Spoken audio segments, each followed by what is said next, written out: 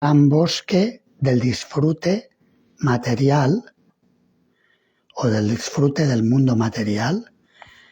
Y el texto de hoy es el número 3, escrito en prosa. Creo que lo más fácil es que yo lo voy a cantar una vez o dos y luego podéis, los que queráis cantarlo individualmente, es en prosa, si no es más difícil cantarlo con verso. Atachayatra kautumbika darapatya dayo namna karmana vrikashrigala evanichatopi kadaryasya kutumbina urana kavat samraksyamanam mishatopi haranti.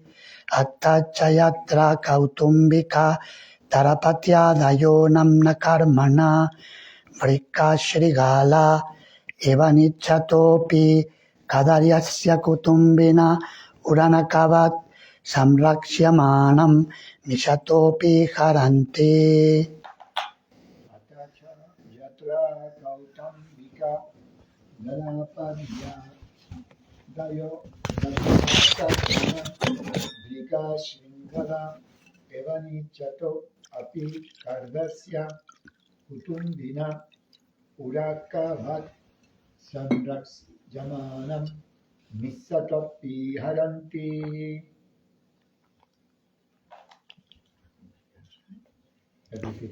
Atachayatra kautumbika darapatya dayo namnam karmana vrikashrigala evanichatopi kadaryasya kutumbina urana kavat samraksyamanam mishatopi haranti.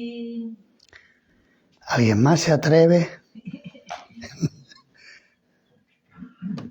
Bien. Traducción y significado por su divina gracia, Srila Prabhupada. Ata, de ese modo. Cha, también. Yatra, en el cual. Kautumbika, a los familiares. Darapatya daya, empezando por la esposa y los hijos. Namna, solo de nombre. Karmana, por su conducta. Vrikashrigala, tigres y chacales. Eva, ciertamente. Anichata, de quien no desea gastar sus riquezas. Api, ciertamente. Kadaryasya, siendo demasiado avaro. Kutumbina, que está rodeado de familiares. Uranakavat, como un cordero. Samraksyamanam, aunque protegido. Mishataha, de quien está observando. Api, incluso. Haranti, lo roban por la fuerza. Para los que no estabais en el capítulo anterior o en clases previas, el contexto es que el sabio Yadabharata le está explicando una metáfora un tanto críptica acerca de lo que es la vida material, y en este capítulo está explicando las metáforas que ha utilizado.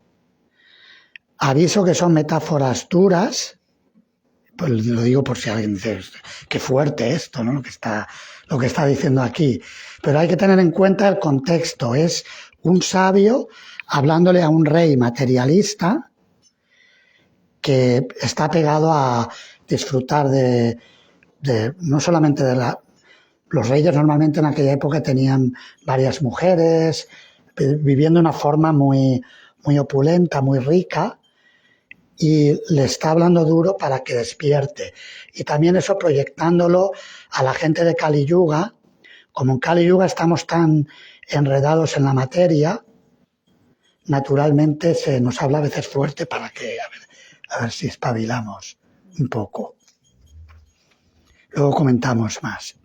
La traducción dice así: mi querido rey, en el mundo material, a los miembros de la familia se les dan los nombres de esposa e hijos, pero en realidad se comportan como tigres y chacales. El pastor hace todo lo posible por proteger sus ovejas, pero los tigres y raposos se las arrebatan por la fuerza. De la misma manera, el avaro procura tener su dinero bien guardado, pero sus familiares se lo quitan por la fuerza, a pesar de su estricta vigilancia. Significado. El significado es más heavy todavía. Un poeta hindú dice en una canción: Dinka dakini ratka bagini palak, palak rahu chushe. Durante el día, a la esposa se la compara con una bruja y por la noche con una tigresa. Lo único que hace tanto de día como de noche es chupar la sangre de su marido. Durante el día, con los gastos de la casa, hace desaparecer el dinero que el marido ha ganado a costa de su propia sangre. Por la noche, atraído por el placer sexual, el marido pierde su sangre en forma de semen. De ese modo, su mujer le desangra de noche y de día, pero él está tan loco que se esmera por mantenerla. De manera similar, los hijos también son como tigres, chacales y raposos. Del mismo modo que esos animales arrebatan las ovejas al pastor, a pesar de su estricta vigilancia, los hijos se llevan el dinero del padre, a pesar de que éste lo administra personalmente. Así los miembros de la familia, aunque reciban los nombres de esposa e hijos, en realidad son asaltantes. Verso y traducción de nuevo.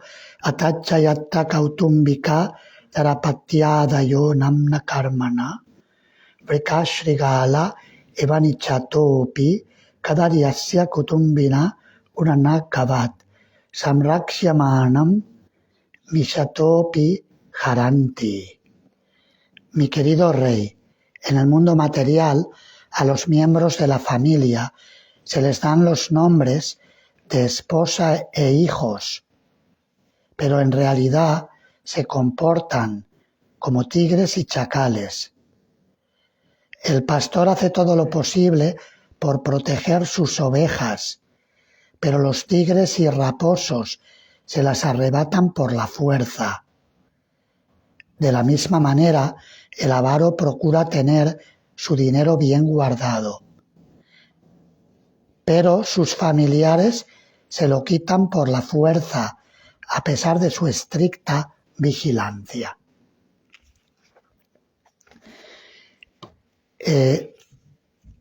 Este verso podría decirse sobre el verso que, por un lado, tiene un significado real, práctico, que ocurre muchas veces, pero no necesariamente se aplica en todos los casos. Eso hay que tenerlo en cuenta, porque, por ejemplo, si una persona vive con su familia de una forma espiritual y de una forma consciente, y los miembros de la familia son respetuosos los unos con los otros, no necesariamente se tiene que aplicar como se dice aquí, pero muchas veces en el mundo material esas cosas suceden. Y si lo traducimos al contexto contemporáneo, donde todo el discurso de la igualdad de género es muy, muy fuerte y a veces incluso muy confuso, porque a veces es como, por ejemplo, hicieron un documental que se titula What's a Woman?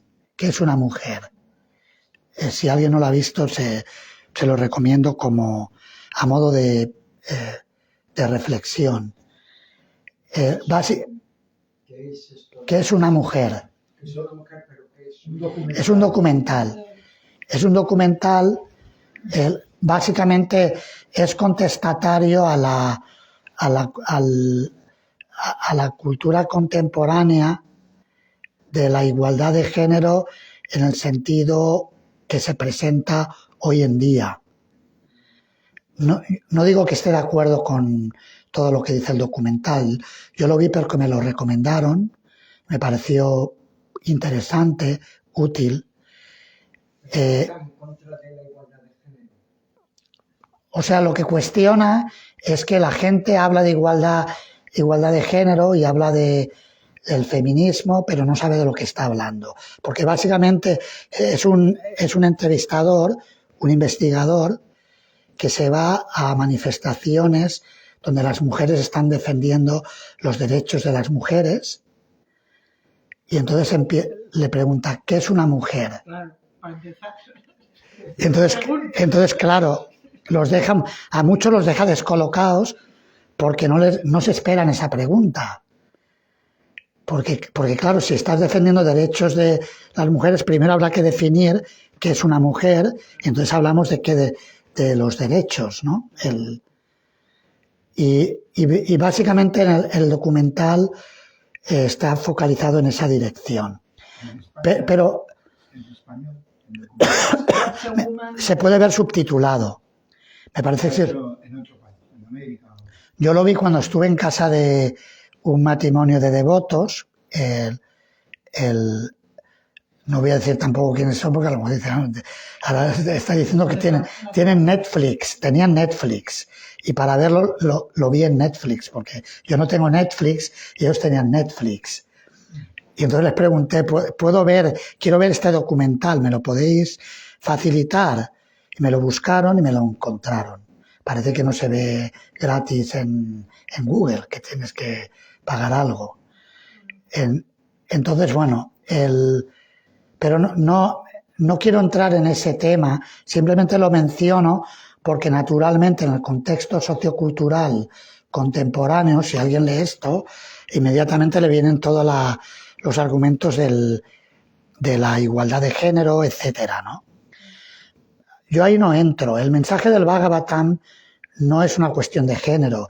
El mensaje del Bhagavatam es que somos almas espirituales eternas, no somos ni hombres ni mujeres, y si bien favorece el contexto digamos, el contexto védico del Varnashrama Dharma, donde se habla de distintos deberes para distintos miembros de la sociedad, el mensaje esencial es que no somos nada de eso, que somos almas eternas, sirvientes de Krishna, y que en cualquier condición social en que nos encontremos, que podemos alcanzar la plenitud cuando dedicamos todas nuestras actividades para complacer a la personalidad de Dios. Igual que en esta historia pone el caso de una mujer con un hombre, se podría interpretar igual, pero al revés, ¿no? Una mujer, ¿no? Efectivamente, eso es lo que iba a decir, que tenemos que traducirlo a nuestro contexto, porque básicamente lo que está diciendo aquí es que en el mundo material, si tienes riqueza, a veces los familiares te la chupan y muchas veces de una forma desleal, de una forma abusiva. A veces ocurre que, no sé ahora cómo está, como cambian tan rápido de generaciones, ahora son las generaciones del post-pandemic, creo que no le llaman así ahora, los que han nacido, pero antes estaban los ninis. Yo no sé si quedan muchos ninis, ya no hay ninis, ya. ¿Qué son ninis? Ninis. Nini era... También les conocen así. Ni trabaja ni estudia. No sabía que tenía el mismo significado. ¿Hay muchos o no? Hay, Quedan, pero poco, ya. Eso ya está pasando. Ahora ya- los mandan a trabajar ahora. sí, Porque, porque a veces, de hecho, se me quejaba recientemente un padre de familia devoto, tenía hijos no devotos, porque bueno, se ha hecho devoto él, pero no los hijos, y se quejaba de que sus hijos le desplumaban, le sacaban todo el dinero, y decía, bueno, pero son mis hijos, y se sentía obligado y les daba. Es decir, que el ejemplo que se da aquí de que a veces los miembros de la familia sacan el dinero es muy real. Y a veces es al revés. A veces es un hombre a una mujer. Hay una mujer rica que tiene mucho dinero y el hombre va, la mujer quiere tener compañía, quiere tener cariño, afecto, quiere tener un poco de complacencia sexual, se busca un hombre aunque no tenga mucho dinero y el hombre la despluma. A veces ocurre así. se llama La- ¿Cómo? el gigolo. Pero este ya está más pasado. ¿Cómo se llama? Gigolo. El Gigolo. hombre que se aprovecha de la mujer. Gigolo, así se llama, ¿no? No sabía.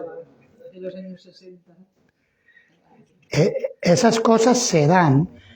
Hoy en día el uno se aprovecha del otro, pero el principio es que trabajas muy duro, acumulas riqueza y luego te viene una persona que lo malutiliza, te la saca y la malutiliza para su propia complacencia de los sentidos. Ese es el principio que se menciona en este verso. Srila Vishwanatha Chakravarti Thakur, comentando sobre el verso y comparándolo al verso anterior, en el verso anterior, los que estabais ayer, quizás recordaréis cuál era el tema, cuál era la metáfora. Ya no está. Fui a Guadalajara. Dio la clase de Eran Maharaj. otros animales. Los Maharaj ni- Era también era de saqueo, había saqueo. ¿Quién saqueaba? Los bandoleros. Y en la metáfora, ¿quiénes son los bandoleros? Los sentidos. ¿verdad? Los sentidos. Hablaba de 6 sentidos, hablaba de vista, oído, olfato, gusto y tacto, y la mente. La mente es el capitán de los sentidos, es el jefe de la banda de bandoleros. Y el concepto es que la riqueza arduamente ganada, que está para ser utilizada en el servicio de Dios y en temas edificantes, por ejemplo, construir templos, imprimir literatura espiritual que se pueda distribuir a la gente para que la gente se eduque, construir instituciones educativas que transmitan valores espirituales, valores fundamentados en el Dharma. Ese sería el buen uso del dinero. O uno mismo, en su propio lugar. Por ejemplo, este fin de semana hemos estado en Almería, en un programa congregacional, y hay un devoto, se llama Venceslao, y él está utilizando, es una persona jubilada, tiene más de 70 años, pero está utilizando mucha parte de su riqueza para servir a los devotos, y en un patio muy grande que tiene ha construido un techado para que los devotos, cuando se reúnen regularmente para cantar y escuchar sobre Krishna, e invitan a personas que puedan estar cómodos, y se ha gastado bastantes miles de euros en el servicio de Krishna y de sus devotos. Claro, cuida de su familia, pero emplea una buena parte de sus ingresos para servir a Krishna y de sus devotos. ¿Cómo se llama el otro? Venceslao. Lo tienes que haber visto online, seguro. En Almería esto. En Almería. Y lo doy como un buen ejemplo de una riqueza bien empleada en en el Sanatana Dharma, en el servicio a Krishna. En su propia casa lo ha dicho. Es una casa que tiene un piso en Almería y tiene una casita, una casa cueva en las afueras, en un pueblecito, en Pechina, y esa casa cruzando la calle tiene un patio y un jardín muy bonitos y lo tiene todo muy arreglado. No solamente pone dinero, sino que él mismo tiene todo muy, muy arreglado, las decoraciones, todo súper organizado. Y él va personalmente y limpia el lugar, lo riega. A mí me impresionó mucho el gran espíritu de servicio que tiene a la comunidad. Y luego, claro, también hay otros devotos, hay varias devotas de origen de habla rusa, ucranianos y de otros países que cocinan el prasadam y se organizan para hacer un programa muy, muy hermoso. Y volviendo a la metáfora de los bandoleros, lo que explicaba el verso de ayer es que la mente y los sentidos son bandoleros porque saquean esa riqueza que debe ser empleada en el servicio de Krishna y de los devotos, la saquean para complacerse ellos, los sentidos. Es decir, el dinero se malgasta en la complacencia material. Y Vishwanatha Chakravarti Thakur, cuando compara los dos, dice entre los bandoleros y los chacales, son peores los bandoleros. Son más difíciles de controlar. Porque a veces hay un jefe de familia o la persona que tiene el dinero que es avara, que no les deja tocar el dinero a los familiares. Le dice, no, tú trabaja. Los manda a trabajar y es duro con los que le quieren saquear la riqueza. Sin embargo, no es capaz de controlar sus propios sentidos. Y ese dinero que acumula egoístamente lo malgasta en la complacencia personal de los sentidos. A mí me llamó la atención esa comparación que hace Vishwanatha Chakravarti Thakur. Tengo un ejemplo gráfico. Yo tenía un cliente en Guatemala que era muy mayor y había tomado la orden de sannyas. Era de Sagrada, discípulo de Sagrada. Y se llevaba muy mal con la esposa, ya era 70 y pico de años. Entonces, con los hijos se llevaba bien porque seguían a Sagrada, pero la mujer no. Entonces tuvieron que ir no le quería dar dinero a la mujer, tuvieron que ir a la corte. Y él era flaco, muy delgadito, muy delgadito. Y en la corte le dio un ataque al corazón y dejó el cuerpo, por no darle dinero a la mujer. El que era avaro con su mujer y le dio un ataque. Ajá. Sí, a veces hay personas que en base a esa avaricia y egoísmo no comparten lo que tienen, que es el otro extremo. Pero sin embargo son esclavos de su mente y de sus sentidos. Y eso también hace que se degraden. El mensaje es que la energía humana debe utilizarse para la autorrealización. Y todo, dharma, artha, kama y moksha, que son los 4 objetivos que se mencionan de la vida, que se mencionan en los Vedas, deben utilizarse para el servicio de Krishna, para el servicio de Dios y de sus devotos. El dharma es la religiosidad, el comportamiento ético y moral. Artha es la prosperidad material, la riqueza acumulada. Kama es la complacencia de los sentidos. Y moksha, la liberación. Todo ello debe emplearse al servicio de Krishna y de sus devotos. Ese es el mensaje que da esta historia, ese es el propósito de todas estas metáforas tan fuertes para hacernos despertar del apego a la complacencia material de los sentidos. Y también para decirnos, somos tontos, o sea, no estamos dando a Dios, no estamos dando para una buena causa, y lo estamos malgastando y nos lo están saqueando personas egoístas, aunque sean miembros de la misma familia, pero tienen una mentalidad egoísta, muchas veces. Eso puede darse también dentro de una misma comunidad también, en la sociedad. Hay personas que se aprovechan de otras que son buenas para su propio placer.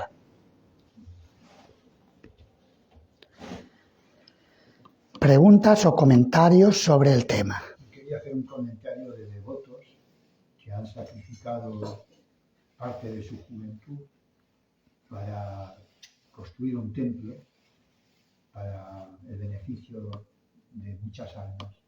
Por ejemplo, cuando uno va al Krishna Balaram Mandir, según entras a mano izquierda, hay una placa de mármol muy grande y pone devotos que dieron miles y miles de dólares, lo pone en rupias, pero de dólares, como Guru Kripa, no sé si te has fijado. Sí. Y un swami que se quedó ahí en Brindavan y se deja la barba, es muy flaquito, Yaso no sé qué se llama, Yasomatinanda, no, Swami. ¿Lokaisaranga, Swami? No, empieza por Yaso. Ese iba con Guru Kripa, era amigo íntimo de Guru Kripa. Yashodanandana. Sí, Maharaj. Y después el caso, por ejemplo, de Raghunath, que primero estuvo en el Ecuador, estuvo en Quito, haciendo muchas actividades, porque realmente las hizo. Quito es un sitio en la serranía muy frío, y después fue a Miami. Permanente estuvo de sirviente en Miami. Yo iba a Miami y me quedaba con ellos. Y entonces el mandado prácticamente lo construyó él, el templo de Chosica. Entonces, devotos que sacrificaron muchos años de su vida en la juventud para construir templos. Entonces Krishna está agradecido y él, eso, por así decirlo, a su debido tiempo las recompensa. Sí, porque claro, esos templos son lugares donde la gente va y se beneficia espiritualmente. Y todos los que han hecho ese servicio de establecer ese templo o mantenerlo también, el establecerlo y el mantenerlo, todo eso ofrece méritos espirituales a las personas que lo han realizado. Por todo el beneficio espiritual que otros se llevan, de alguna manera hay como una comisión espiritual, aunque no hay que ser fruitivo espiritualmente, pero ese beneficio, aunque no se busque, está ahí, es un beneficio real, eterno. ¿Comentarios o preguntas sobre el tema? Con respecto a lo que habla el verso de hoy, eso se ve a diario hoy en día. Incluso si vemos las noticias, siempre vemos que alguna pareja famosa o alguien que tiene mucho dinero, ya sea hombre o mujer, se están separando y que van a juicio y que yo quiero quedarme con esto, con lo otro, el dinero, la casa, el perro, los hijos, ¿no? O sea, deja de haber una relación amorosa para convertirse en lo que describe este texto, ¿verdad? Sí, además muchas veces con gran sufrimiento, porque a veces una parte no le deja ver a los hijos a la otra. En casos extremos ya hacen hasta locuras de crímenes, de cosas para hacerle daño al otro. Son capaces, algunas personas se vuelven tan locas que son capaces de matar hasta a los hijos. Es muy loco, pero esas cosas lamentablemente suceden en la era de Kali. Un caso de Palma de Mallorca, me parece que era buceador o capitán de barco, algo así, y se llevó a los hijos y los mató para hacer sufrir a la mujer. Un caso muy sonado. No sé, he pensado, los hijos y, bueno, hijos no sé, los familiares de Rupa Goswami, Sanatana Goswami, Jiva Goswami, ¿eran devotos también? Yo no recuerdo. Bueno, habían varios devotos. Rupa y Sanatana Goswami eran hermanos. Anupama era hermano también, el padre de Jiva Goswami. O sea que había un núcleo familiar que eran devotos. No sé si toda la familia lo eran, pero ¿tú recuerdas si todos eran? Eran devotos, porque Que de la mujer e hijos no. Tenían templos y llevaban una vida espiritual. Los hijos. Pero de otros familiares, aparte de estos 4 que he mencionado, yo no recuerdo haber leído nada. No se dice porque eran devotos. La cuestión es No hay que tanta información. dividió su capital en 2. La mitad se lo dio a la familia. No pone si eran devotos o si no eran devotos, no se especifica. Y la otra mitad... No, Prabhupada explica, 50% lo dio al servicio del Señor y los devotos, 25% lo donó a los familiares y 25% lo guardó para emergencias personales, y de hecho lo tuvo que utilizar cuando el Nawab Hussain Shah, el líder musulmán que gobernaba Bengala en aquella época, encarceló a su hermano Sanatana Goswami, lo utilizó para sobornar al carcelero y sacar de la cárcel a su hermano. Lo he expresado mal. La mitad para Krishna y la otra mitad para asuntos familiares. La mitad para su y la otra mitad pues, para tener un medio. Entre brahmanas y vaishnavas. Dio el 50% brahmanas y vaishnavas. Por eso siempre, una vez estaba yo en Guatemala y el presidente del templo, Yamuna, íbamos hacia la playa, íbamos en un coche y vinieron los bomberos. Que allí piden, no tienen mucho presupuesto, no es como aquí que ganan mucho dinero los bomberos, ¿no? Allí no. Entonces se ponen en los semáforos, en los cruces de los caminos con unas huchas, los bomberos, vestidos de bomberos. Y entonces el que conducía el coche, Roberto Reyes, un amigo de Krishna, dio un donativo, puso. Y entonces Yamuna le dijo, no, hay que darle solo a los brahmanas y a los vaishnavas. Y el otro dijo, ya había arrancado el coche y todo, ya habíamos salido. Los bomberos, cuando yo era pequeñito, salvaron a mi hermano, porque se estaba ahogando. Allí los bomberos no solamente apagan incendios, hacen muchas cosas. Claro. Entonces salvó la vida de mi hermano y yo estoy siempre muy agradecidos a ellos y cuando les veo pongo dinero. Entonces hay que ser un poco, porque a veces uno dice, bueno, doy dinero, se lo gastan en beber, en comer carne, en esto, lo otro. Esa es la ignorancia. Sí, que hay que ser juicioso también a la hora de... También Srila Bhaktisiddhanta riñó una vez a sus discípulos casados que tenían dinero porque no le daban a los mendigos, creo que eran leprosos. Y Srila Bhaktisiddhanta les regañó porque a veces en nombre de Dios uno también es avaro y no ayuda a gente que realmente lo necesita.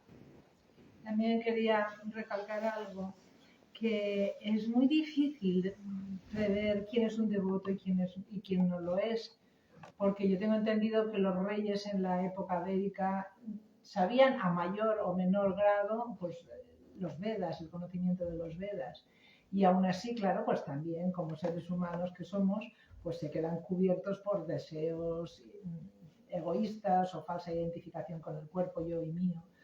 Y, por ejemplo, con Dhruva Maharaj, su madrastra, aunque era reina también, no pudo darse cuenta que Dhruva era una gran alma, o iba a serlo, o lo era ya.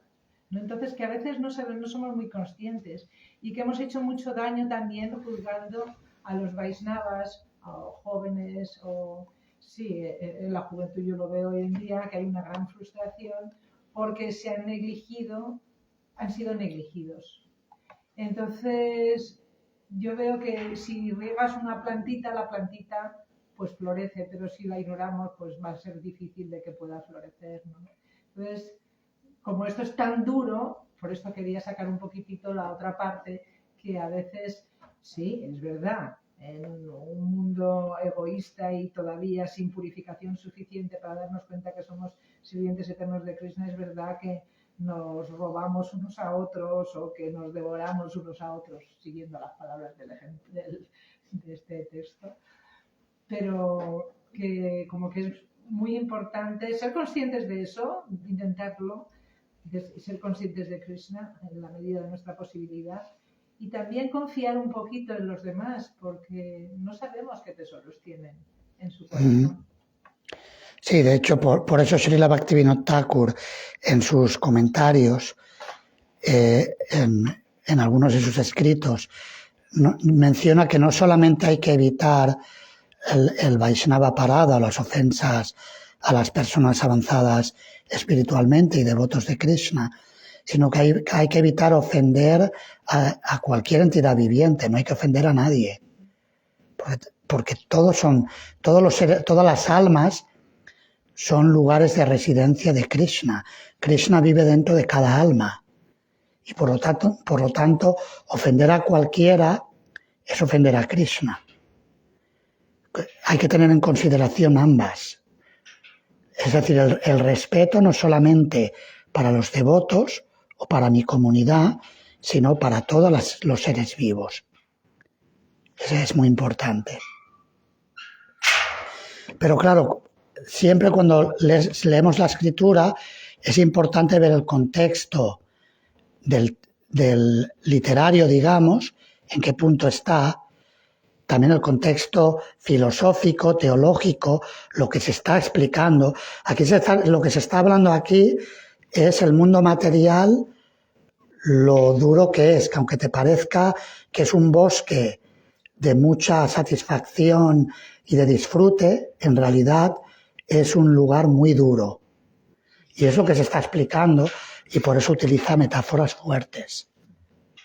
Para ver si cuando alguien está dormido y hay peligro, dicen despierta ya que hay peligro, que hay fuego, que te vas a quemar, sal de ahí corriendo. Ese es el espíritu de las palabras de Yadabharata al rey Rahugana, que estaba muy envanecido con toda su opulencia y su prestigio, su posición como rey, si bien era una persona culta y por ello pudo responder bien a las palabras del sabio, pero por otro lado está muy apegado a lo material y a veces necesitamos ese tipo de mensaje duro para despertar. No obstante, los reyes, tanto en la época védica como ahora, tienen una pequeña licencia para disfrutar, cocharse. Pero cuando se pasan, le pasa factura, como tenemos historia en España. Cuando disfrutan más de lo que corresponde, le pasa factura a él. Pasa que en la cultura védica siempre habían brahmanas cualificados que podían corregir y instruir a todos. Claro, en esta época que vivimos ahora es muy difícil. Los reyes tienen consejeros, pero están al mismo nivel que ellos prácticamente. No es como Chandragupta y Chanakya Pandit, que Chanakya vivía en una choza, Chanakya Pandit, y el rey vivía en el palacio. Entonces cada vez que iba a verle tenía que desplazarse a la choza. Y un día le dijo Chandragupta, oye, ¿por qué no vienes al palacio y vives conmigo? Esto lo he escuchado de Prabhupada. Y Chanakya le dijo, no, porque si vivo en el palacio, veré a las danzarinas bailar, a las bailarinas, beberé vino y perderé la inteligencia. Entonces no te podré instruir. Que le dio una buena lección al rey. Era el primer ministro, Chandragupta, pero vivía en una cabaña. Chanakya, sí. Chandragupta era el rey, sí. Muchas veces el rey paga un karma por los ciudadanos también. Las actividades pecaminosas. Las actividades pecaminosas de los ciudadanos y también de alguna forma el padre o la madre paga por el karma de los hijos, ¿no? Sí, todos pagamos un porcentaje de las acciones de los que dependen de nosotros, pero no solamente de las malas, también de las buenas. A veces, mira, solamente lo negativo, ¿no? No es que si el padre, la madre o el líder político, social, si promueve valores buenos y la gente actúa bien, también recibe un beneficio dármico. Pero si es adármico, se hunde en la miseria, porque va a tener que pagar muchísimo. Se hunde en él y el pueblo. Y lo mismo, gurús con discípulos también en la relación gurú-discípulo se aplica el mismo principio.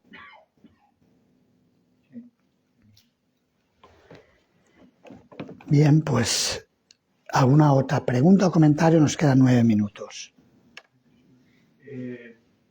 ¿Podría ahondar un poco más entre la diferencia que vemos aquí entre lo que es la vida materialista y la vida, digamos, la vida de una, en este caso de una familia o de materialista y la vida de una familia de devotos dedicados a Krishna? ¿Se podría hacer una diferencia un poco más profunda?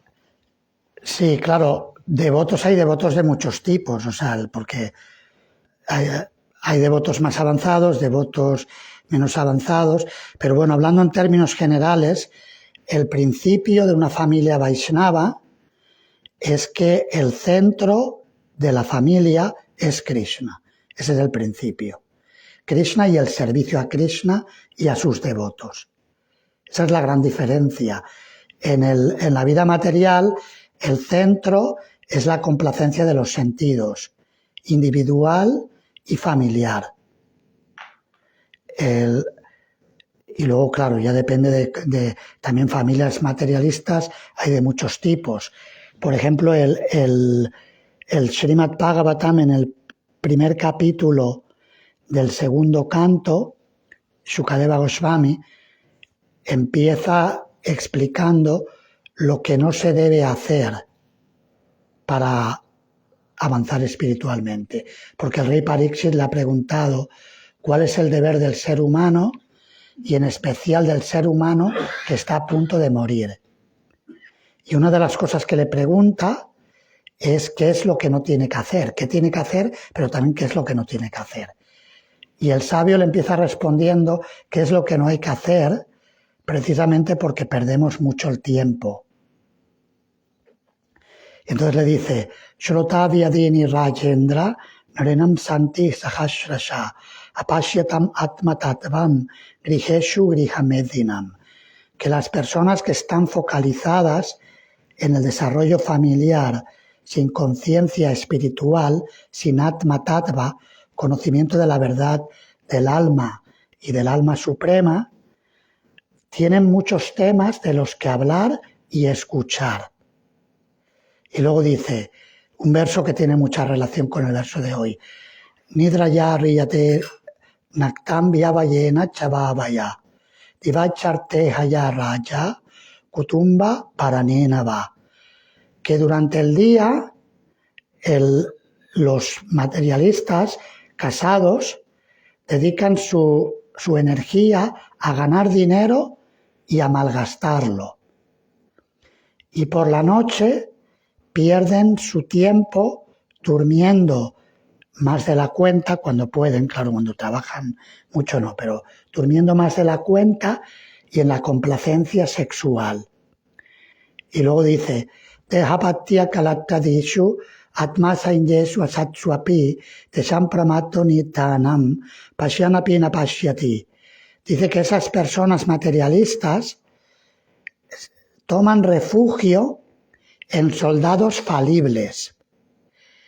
Los soldados falibles son Deha, el cuerpo, Apatya, la esposa o el cónyuge, los parientes, Apatya, Kalatra, la esposa, Adishu, los hijos, el saldo bancario, etcétera, todas las diferentes cuestiones materiales.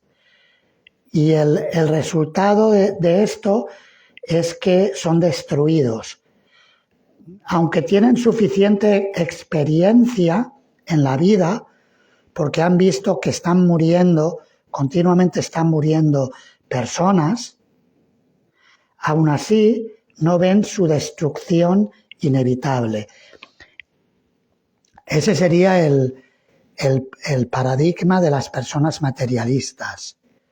En el caso de los devotos, en vez de tener el foco en esas cuestiones materiales, su atención está centrada en Krishna. ¿Y de qué manera una familia consciente de Krishna funciona? Srila Prabhupada habló de 4 actividades que si se llevan a cabo en familia, hace que la vida familiar sea muy placentera. Cantar los nombres de Dios en familia, adorar a Krishna en familia, comer prasadam, alimentos santificados en familia, y escuchar y leer las escrituras en familia. Esa es la diferencia entre unos y otros. ¿Alguna otra pregunta o comentario que tengáis? ¿Esto de qué canto es? ¿Del segundo canto? Segundo canto, los primeros 4 versos. Versos 2, 3 y 4. Del primer capítulo. Primer capítulo. El canto 2. Eso se relaciona también con lo que está hablando de Kali Yuga anteriormente. Esto es en general para todas las series. El Bhagavatam está escrito para gente de Kali Yuga, pero el principio es universal, se aplica en todos los tiempos. Lo que pasa en Kali Yuga, lo que predomina es el tipo de personas materialistas. En otras eras, por ejemplo, en Satya Yuga, todo el mundo era espiritualista y un materialista era rarísimo de ver, no se veían personas materialistas. Todo el mundo meditaba, los gurús no iban a buscar discípulos, la gente iba a buscar a los gurús. En Kali Yuga tiene que ser al revés, que los gurús tienen que ir a buscar, de hacer discípulos para ayudar a despertar a las almas, porque si no, no pasa nada. Pero en Satya Yuga era justamente lo opuesto. En la clase que da Srila Prabhupada, que habla de Ayamí, dice que es de otra época, porque dice que Ayamí, cuando fue a recoger flores para adorar la deidad, vio a un hombre ebrio abrazando a una prostituta. Dice que en aquella época era muy difícil de ver una escena así, era imposible casi, pero hoy en día es normal.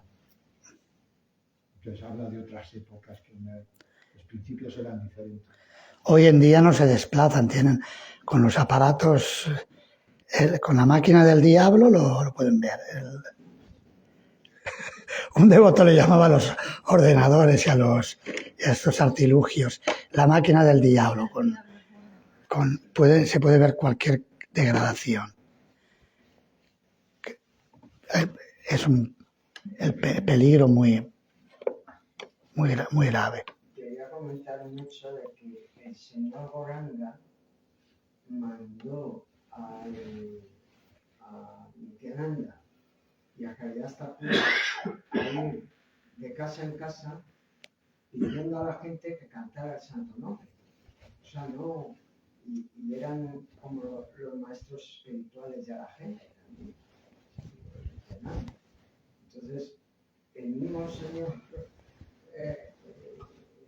Chaitanya Mahaprabhu manda a ellos a que vayan de casa en casa, no ya que vayan a buscarle la gente, que les vaya a buscar la gente, sino es el mismo Chaitanya Mahaprabhu el que les envía a buscar a la gente para que cante el santo, ¿no? Sí, en la era de Kali ese es nuestro servicio, el salir y dar el santo nombre a las personas. Me acuerdo una anécdota, cuando estábamos en la calle Rey y empezamos a hacer Sankirtan, el primer barrio que hicimos fue el gótico. Entonces, en algunas casas, se ve que en aquella época machacaban más que ahora, iban mucho los testigos de Jehová, de casa en casa, iban 2.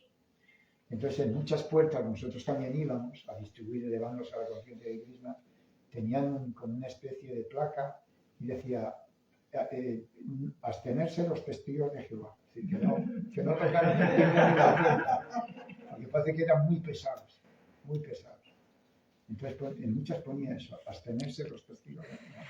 Este devoto que os mencioné, que tan bueno, Venceslao, fue 17 años testigo de Jehová, 12 años carmelita, estuvo de joven,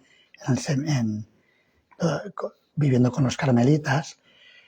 Y el otro día estábamos cantando en el Paseo Marítimo de Almería, estuvimos 2 horas y media haciendo bhajans, y entonces vino un predicador evangelista, se acercó y nos dejó así unos panfletos. Era un poco como, vino medio provocando. Y entonces Venceslao lo cogió por banda, porque conoce muy bien la Biblia, los testigos conocen... Su versión. Vale, pero conocen, saben citar. Lo cogió por banda y le dio un repaso que el evangelista se fue rápido. Cuando paso por delante de ellos, les digo buenos días. Y siempre les digo la misma frase: el que teme al infierno no es digno de aspirar al cielo. Les digo hasta luego. Porque toda su doctrina se basa en el miedo. He estado en varias reuniones de ellos No hay que y se basa en el perturbarlo. miedo. A mí me preguntan, ¿usted conoce la Biblia, conoce nuestra filosofía? Sí, señor. Están ustedes bien situados y ya está. Te van, no tienes que decirles nada que les perturbe. Ahora están en muchos sitios, en las calles. Cada uno tiene su estilo. Estación de autobuses. Y yo me quedo mirando así. ¿Usted conoce la Biblia? Sí. Y sí, le digo que sí. Ya está. Y cuando llamabais, ¿qué decíais? No somos testigos, ¿no? Somos... No, cuando llamabais a esa puerta, supongo, ¿no? No, pero no más vestidos de devotos. Pero Gritaos. cuando ponía abstenerse los testigos de Jehová, supongo que llamaríais, ¿no? En la puerta. Sí, no, tocábamos la puerta y enseguida ya veían que era un devoto de Krishna. Lo sabían casi todos, porque era algo nuevo. Algunos daban un portazo, se asustaban, porque íbamos a desbrachar. Oye, algunos devotos también les llaman pesados, ¿eh? Sí. A los devotos también les llaman pesados porque los devotos también. Bien, pues vamos a terminar la clase. Leo de nuevo el verso y cerramos. Mi querido rey, en el mundo material a los miembros de la familia se les dan los nombres de esposa e hijos, pero en realidad se comportan como tigres y chacales. El pastor hace todo lo posible por proteger sus ovejas, pero los tigres y raposos se las arrebatan por la fuerza. De la misma manera, el avaro procura tener su dinero bien guardado, pero sus familiares se lo quitan por la fuerza a pesar de su estricta vigilancia. Muchas gracias. Granta Raj Srimad Bhagavatam Ki Jai. Srila Prabhupada Ki Jai.